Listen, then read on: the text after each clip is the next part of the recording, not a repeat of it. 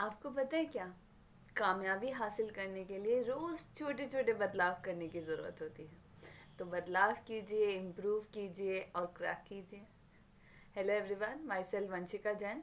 तो जैसा कि आप सब लोग जानते हैं कि हमने एक AIPGT प्रिपरेशन सीरीज शुरू की थी। तो इस सीरीज में हमने चरक चिकित्सा स्थान लिया था। चरक चिकित्सा स्थान के हमने चैप्टर नंबर 3 हम कर रहे थे। तो 3 में हमारा क्या है? ज्वर चिकित्सा अध्याय हमारा चैप्टर नंबर 3 है। तो जैसे कि मैंने आपको बताया था कि ये चैप्टर बहुत इंपॉर्टेंट भी है, इंपॉर्टेंट के साथ साथ थोड़ा लेंथी भी है।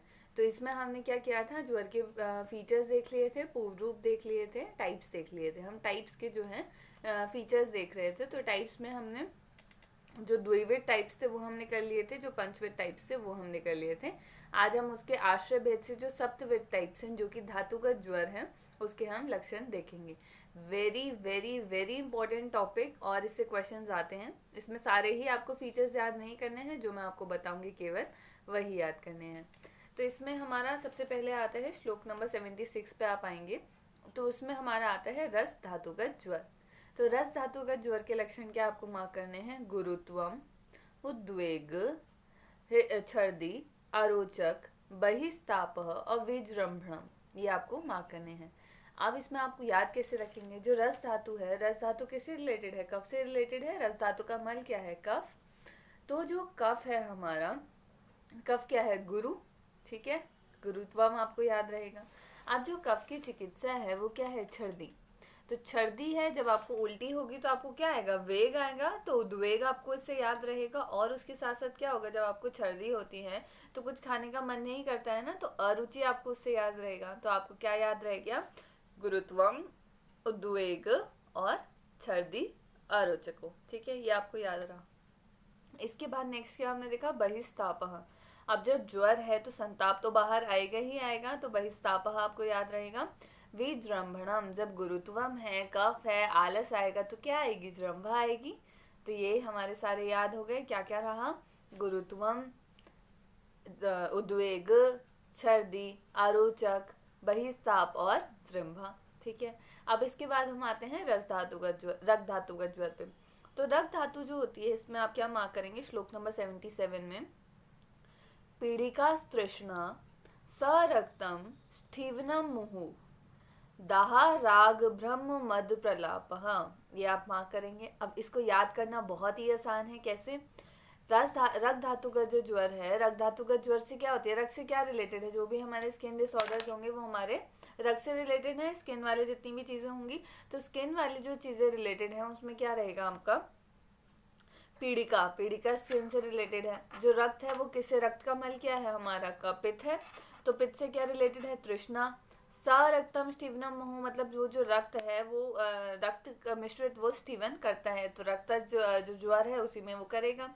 तो आपको क्या क्या याद रह गया? पीड़िका याद रह गया, तृष्णा याद रह गया, रस रक्तम स्टीवनम मुहु याद रह गया। अब इसके बाद अगर हम इसमें पित्तज फीचर्स मिलेंगे तो दाह, राग, भ्रम, मद, प्रलाप, ये सारे फीचर्स मिलेंगे। तो आपको क्या याद हुआ? आपको रक्तगत ज्वर याद हुआ। उसके बाद आता है मांस धातुगत ज्वर। मांस धातुगत ज्वर में आपको क्या मार्क करना है? अंतरदाह, दौर्गंध्यम, गात्र विक्षेपो। अब जब मांस धातु में ज्वर होगा तो गात्र में विक्षेपण तो होगा ही, मस्कुलर डिफॉर्मिटी आएगी, आपकी बॉडी में डिफॉर्मिटी आएगी। ठीक है, मांस है तो दौर्गंध्य भी रहेगा, और क्या होगा? अंतरदाह होगा। ठीक है, जिसको बहुत ज्यादा, जिसके पास फैट होता है, उसको अंदर एकदम ऐसे गर्मी नहीं लगती है, थोड़ा ही चलने पर उसको पसीना आ जाता है, तो अंतरदाह आपको याद रखना है। तो कैसे याद रहेगा? मांस में अंतरदाह, दौर्गंध्यम और गात्र विक्षेपो। ठीक है, गात्र विक्षेपो आपको एक जगह और आगे देखने के लिए मिलेगा। अब इसमें हम नेक्स्ट आते हैं मेद धातुगत ज्वर में। श्लोक नंबर 79 पे आप आएंगे। तो मेद धातुगत ज्वर क्या है? इसमें क्या मार्क करना है आपको? स्वेदस तीव्रा वम्य भीषणश्च स्वगंध स्वगंध सहत्वम, मतलब पहले तो स्वेद की तीव्रता होगी। जब भी आपके मेद धातु की जो है वृद्धि होती है, मेद ज्यादा होगा, जिसका फैट ज्यादा होता है उसको क्या आता है? स्वेद आता है। मांस में हमने क्या याद किया था? दौर्गंध्य। मेद में हमें क्या याद करना है?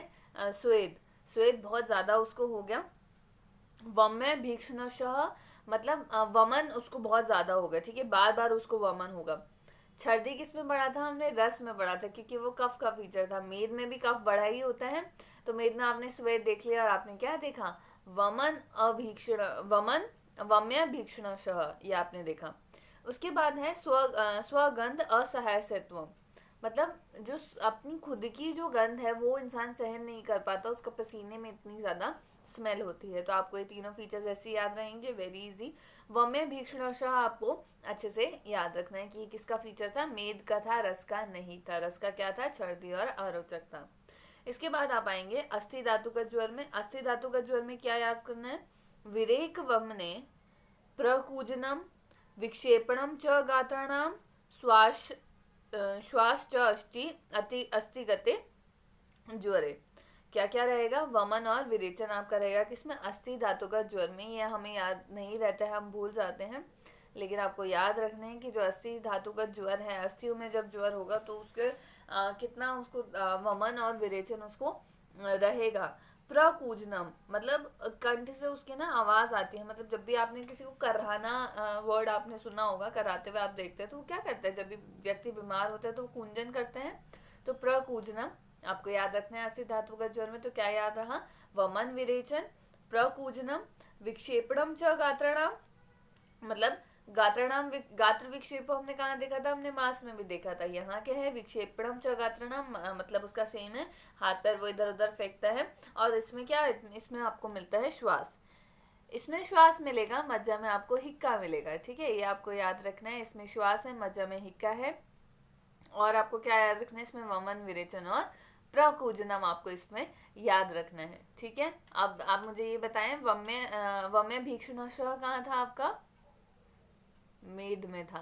और छर्दी और अरोचक रस में। ठीक है, अब इसके बाद हम आते हैं मज्जा धातु का ज्वर पे। आप आएंगे श्लोक नंबर 81 पे। श्लोक नंबर 81 में क्या दिया हुआ है?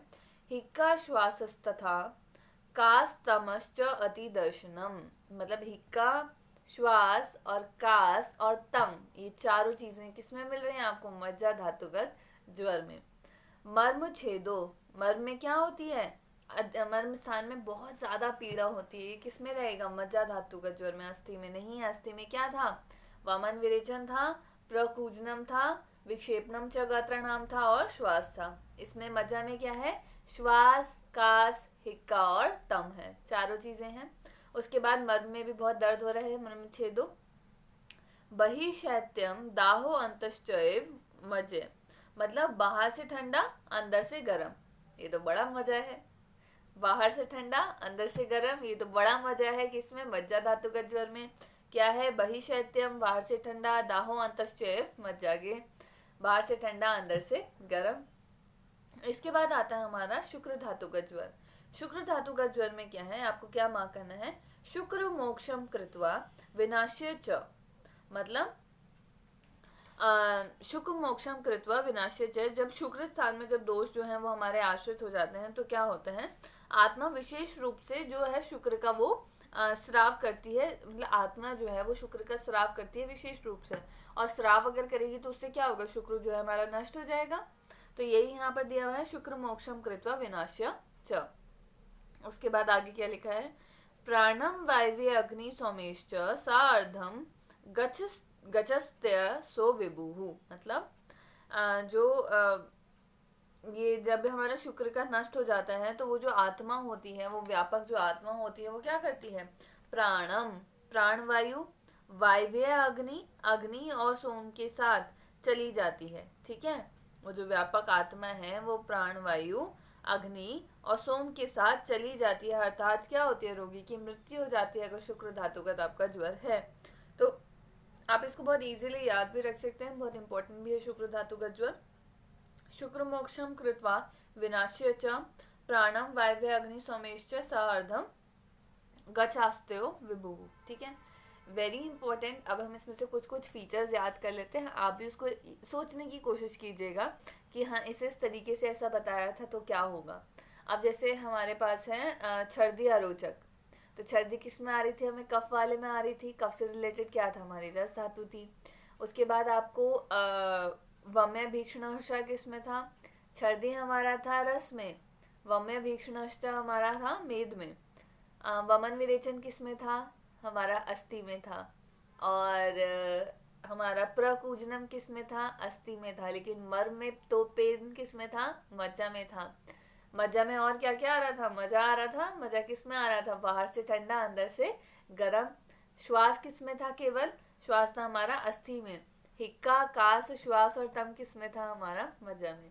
ऐसे आप इसको कॉन्टिन्यूसली रिवाइज करेंगे, पढ़ेंगे और ऐसे ऐसे याद रखेंगे तो आपको ये याद रहेगा। अब इसके बाद हम आएंगे द्वंद्व ज्वर में, ठीक है। जो द्वंद्व ज्वर है, द्वंद्व ज्वर मतलब द्वंद्वज जो दोष हैं उसके कारण जो ज्वर है उसको हम देखेंगे। तो आप आएंगे श्लोक नंबर 84 पे।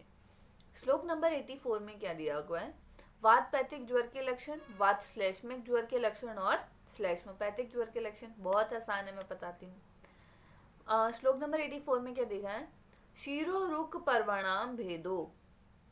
शीरोरुक पर्वणाम भेदो मतलब सिर में जो है वेदना होती है, और क्या होती है, गांठों में भेदन के समान पीड़ा होती है। पर्वणाम भेदो मतलब जो आपके पर्व हैं उसमें क्या होगी, भेदों के समान पीड़ा होगी, और सिर में वेदना होगी। किसमें, वातपैथिक ज्वर में है, ठीक है।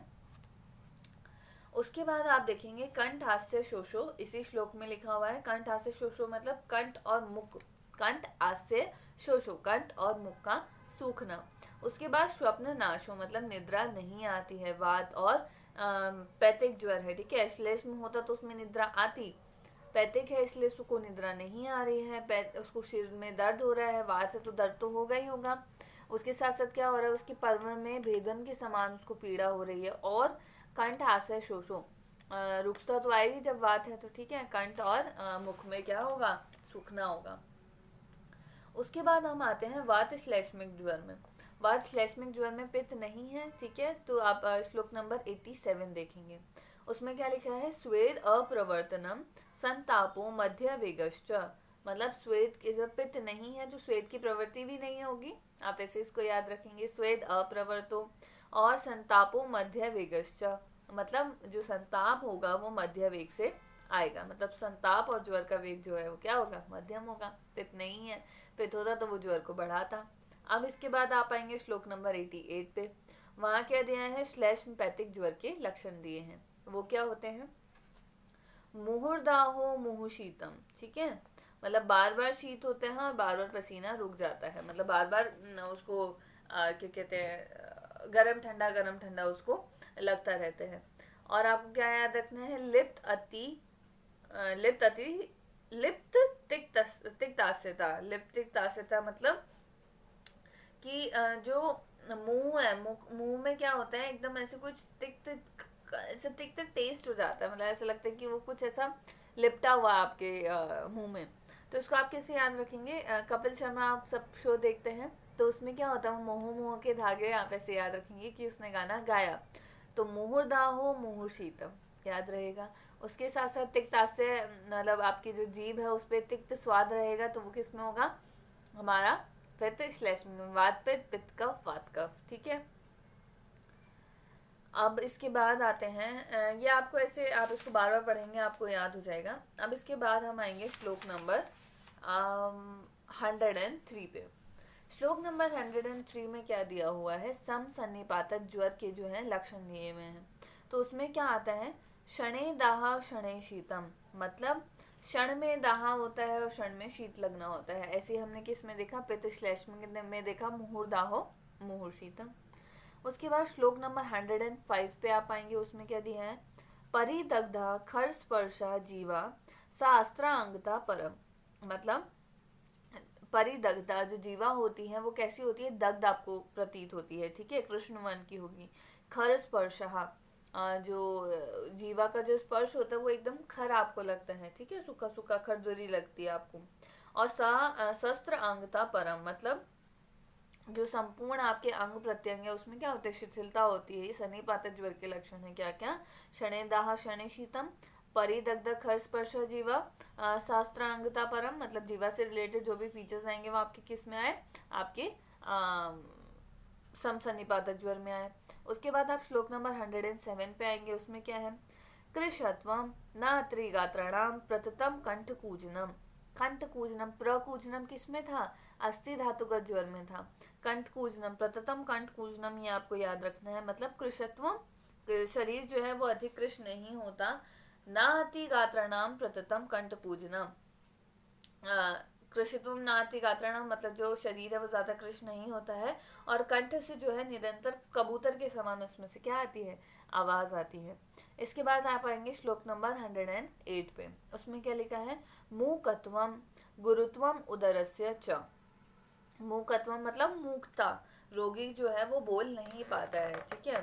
उसके साथ साथ जो उसका उदर है वो क्या रहता है? वो गुरु रहता है, उसमें भारीपन रहता है। किसमें? उदर में, ठीक है। उसके बाद इसमें क्या आगे लिखा है? चिराद पाकश्च दोषर नाम सन्निपात ज्वर आकृति।